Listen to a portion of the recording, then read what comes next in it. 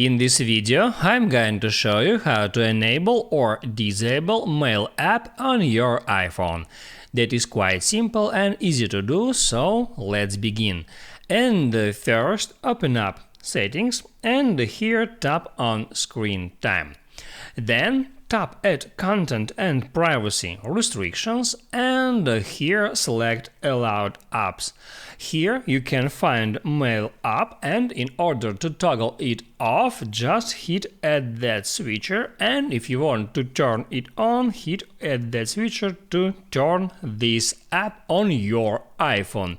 When this app toggled off, you can't find Mail app even on your home screen and app library. You can search here for Mail, but you can't find that app. But if you enable this feature, you can go back to app library and try to search for Mail app again, and here it is. I hope it helps you guys, so don't forget to like and subscribe.